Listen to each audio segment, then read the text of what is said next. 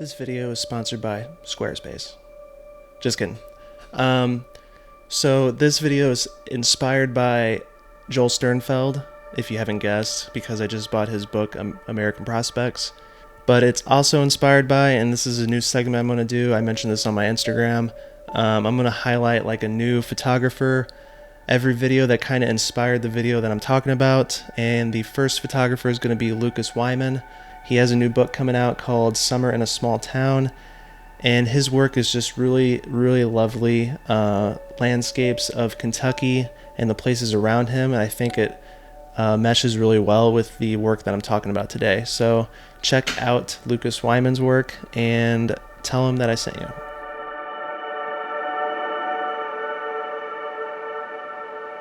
If you asked me a year ago if Joel Sternfeld would be my favorite photographer, I'd probably laugh at you, because a year ago I probably would think that his photos were boring and mundane.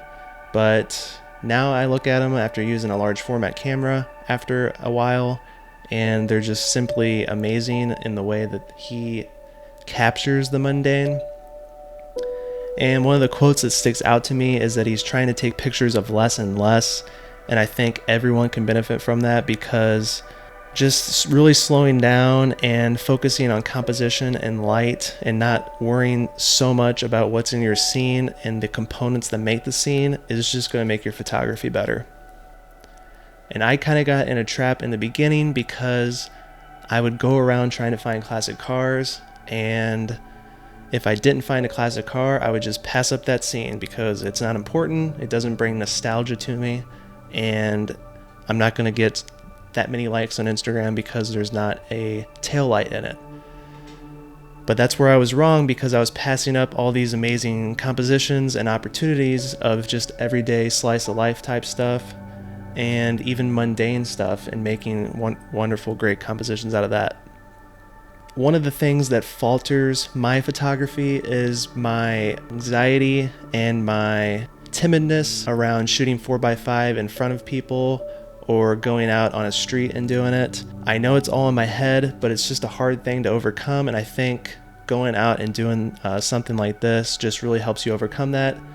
And I'm not going out in like New York City and setting up a 4x5 on a street and taking street portraits, but you got to start small and you got to start somewhere. So Dupo, Illinois is a small, tiny town across the river from me, about 15 minutes away.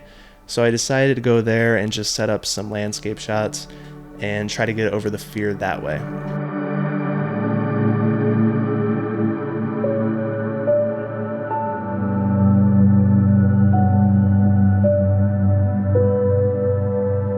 A person on a forum said that they can't find anything to photograph around the city that they're in, and I totally understand that. I was going through the same thing. I thought everything was boring and cliche and just nothing was around me. But you got to realize that there's interesting things around you everywhere. And even if it's not strictly in your hometown, you can take a 10-minute, 15-minute drive, go someplace new and set up there and just try to find compositions there.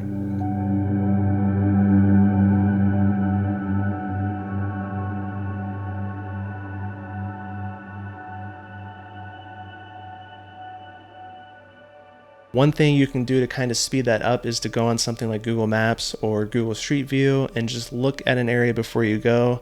That way when you show up, you don't have to spend extra time wandering around and trying to find something to photograph. You can look, you can figure out where you're going to set up and do it that way. That's exactly what I did in this first shot, because I set up exactly what I wanted. I didn't want a lot of people around me, so I noticed there was a big field, and that way I could just park in the parking lot, set up my camera, and not be bothered by anyone. And there were still some people around, but not enough to bother me or make me anxious or anything like that.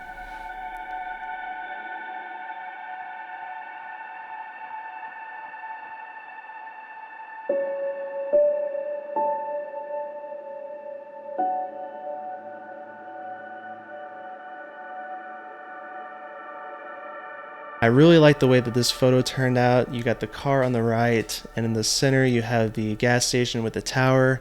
The details of large format is insane. You can see the guy at the gas station just chilling, doing something with a container of some sort, but I actually got too much of the grass in the foreground, and I did have tilt on my lens to get that in focus.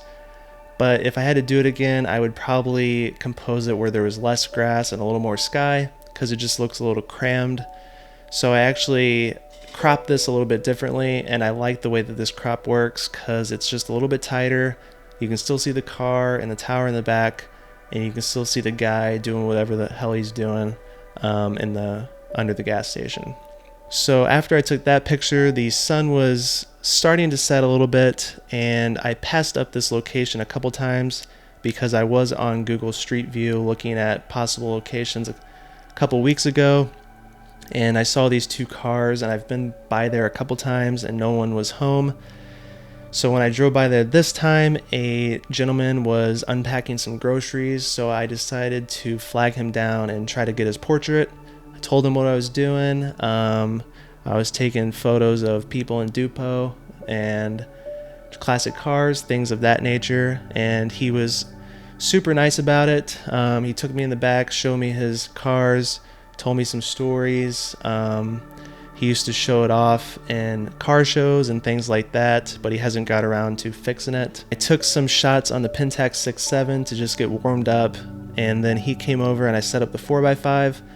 I really love the way that this environmental portrait turned out. I took this with a 150mm lens, which is the equivalent to a 40 to 50mm lens in 35mm, and I hit focus directly where I wanted to, right on the face, and it turned out really nice. But I did have some front tilt that I didn't want on the lens that I didn't notice, so you can kind of see how his feet are blurry, which I used to be a fan of, but now it just kind of takes away from the natural look that I'm going for. So I was kind of bummed about that, but still a pretty good picture overall. After that, I took some black and white photos of just the cars, and I really liked this one with him in the background. I saw him messing around with something, I don't know what he was doing, and he was like, oh, like, I'm in your shot, and I just told him to stay there, and he did, and he was just moving around a little bit, so he's blurry because it was a longer exposure, but I kind of liked how it turned out anyway. And then after that, I wanted to get one more portrait of him, so I set up the 210mm lens and took one more portrait, and I actually stopped down the lens, which I know you guys think I don't know how to do, but I did, and I stopped it down to f11 to make sure I hit focus on this one because I didn't want to mess up another one.